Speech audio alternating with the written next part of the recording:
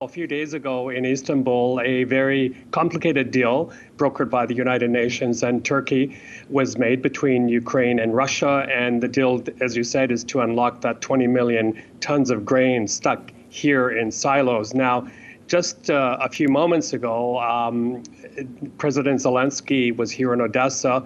He's standing in front of a Turkish registered ship called Polarnet, and the loading has begun. And with him are the G7 ambassadors supervising the loading. And he said that if all goes well, that ship should be able to sail across the Black Sea through Istanbul, where it will be checked according to the deal for weapons, and then onwards to the world port. So President Zelensky said this is a great day for Ukraine, basically, that it's the guarantor of global food security. And of course, for the residents of Odessa, it's a huge deal because aside from entertainment, tourism, and nightlife, the port is the second biggest industry here.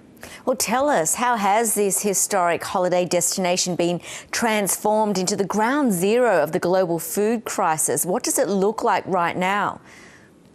Yeah, well, imagine Sydney's Bondi Beach, totally deserted with pristine sands and waters, and that's exactly what I've seen the past few days. Is there's nobody on the beaches, and the reason for that is, well, actually quite sensible.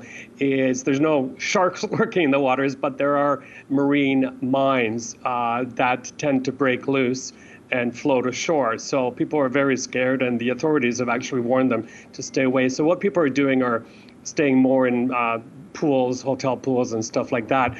But, you know, there's about 3 million tourists that come here annually, and they're missing, and businesses are just teetering on the brink of disaster.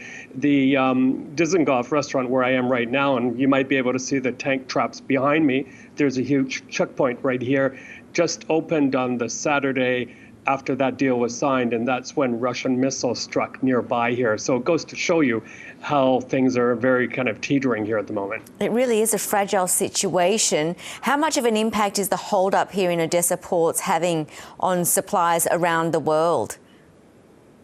Well, huge. I was talking to the founder of one of the biggest cereal companies in North America, Nature's Path, and they were already suffering from those strained supply chains that happened during the pandemic and then afterwards. So what they'd like to do is actually source grain, sunflower oil, stuff like that from Ukraine.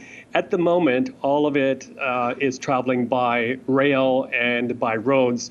But I came into Ukraine from Poland just a few days ago, and there must have been a lineup of about 20 lorries, 20 kilometer lineup of lorries waiting to leave Ukraine for Poland. The problem is the Poles are having very stringent checks on trucks, so that makes everything very, very difficult.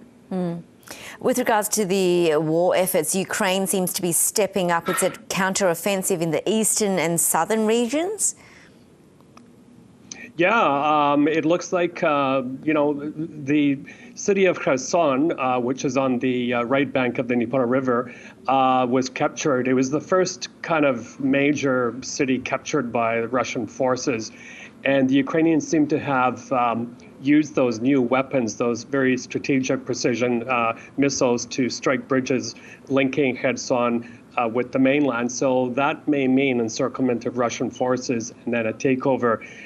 The importance militarily and to the Ukrainian psyche of Kherson, I can't overestimate it. It's very, very important, strategically located, and to Ukrainians, it's a very important place for agriculture, for nature, and stuff like that. So this would be a huge win for the Ukrainians. And Yvonne, just over the past weeks, the Russians have been documented introducing Russian language, forcing Russian passports onto people, ruining, getting rid of any trace of Ukrainian identity. It's very, very sad, the kind of genocide type of activities they're implementing there and elsewhere in occupied territories.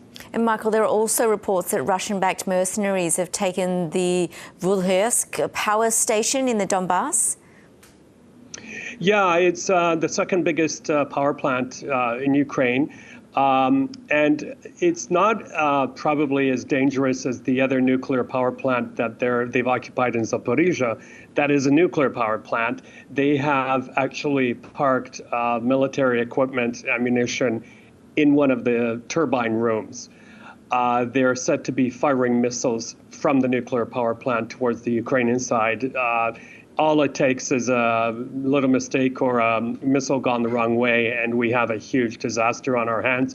Everyone remembers what happened at the Chernobyl nuclear power plant in 1986 and how the Russian authorities handled that. So a lot of nervousness over that. And one more thing about the plant that we know, the nuclear power plant, is that the people who work there, the experts, are basically under Russian command, and a lot of nervousness surrounding that, obviously.